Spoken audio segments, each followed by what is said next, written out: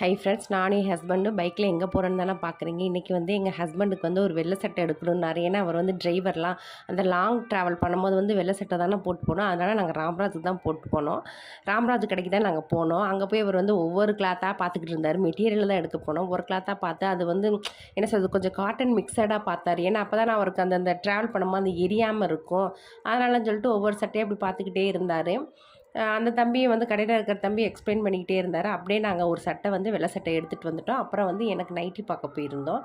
நானும் வந்து நைட்டியை வந்து வச்சு பார்த்துட்டு இருந்தேன். அவர் விரித்து வச்சு பாருமான்னாரு. அப்போ சொல்லிட்டு ஒவ்வொரு நைட்டியாக பார்த்துட்டு, சரி இந்த நைட்டியை ஓப்பன் பண்ணுங்கப்பா, வச்சு பார்க்கலாம் எப்படி இருக்குது அப்படின்னு சொல்லிட்டு அந்த நைட்டியை ஓப்பன் பண்ணி கொடுத்தாங்க. அதை வச்சு பார்த்து இவர்கிட்ட கேட்டேன், நல்லா இருக்கான்னு கேட்டேன். நல்லா இருக்குன்ட்டாரு.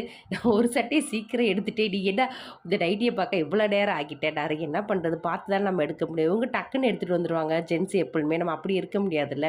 அப்போ வச்சு பார்த்து இவர்கிட்ட நல்லா இருக்கான்னு கேட்டால் நல்லா இருக்குன்னு சொல்லிட்டாரு. சரி அடுத்த வேறு நைட்டி எடுக்கலான்னு பார்த்தேன். வேறு இந்த கலர் எடுக்குதான்னு கேட்டேன். அவர் இந்த கலர் உனக்கு எடுக்கலன்ட்டாரு. சரின்ட்டு நம்ம எடுக்கிறது வந்து ஒரு 2 நைட்டி தான் இந்த அப்படின்ட்டு சரி எடுத்துகிட்டு அப்படியே வந்தாச்சு.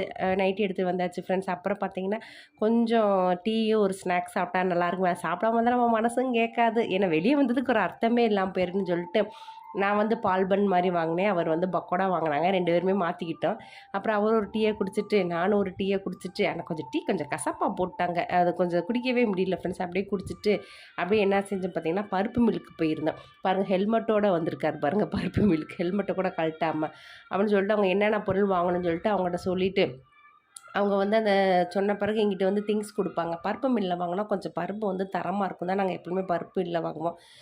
கொஞ்சம் உளுந்து, அப்புறம் துவரம்பருப்பு, பாசிப்பருப்பு, கடலைப்பருப்பு, சுண்டல், அப்புறம் வந்து பட்டாணியும் பாசிப்பயரும் பொரிகடலையும் வாங்கிட்டு வந்தோம் ஃப்ரெண்ட்ஸ். என்னோட சேனலை லைக் பண்ணுங்கள், ஷேர் பண்ணுங்கள். இந்த வீடியோ உங்களுக்கு பிடிச்சிருக்குன்னு நினைக்கிறேன். நம்ம இன்னொரு வீடியோவில் சந்திக்கலாம். பை. நீங்கள் இந்த மாதிரி பருப்பு மில்லெல்லாம் போய் பருப்பு வாங்கியிருக்கீங்களா? கமெண்டில் சொல்லுங்கள். இந்த வீடியோ உங்களுக்கு பிடிச்சிருக்குன்னு நினைக்கிறேன். பாய்.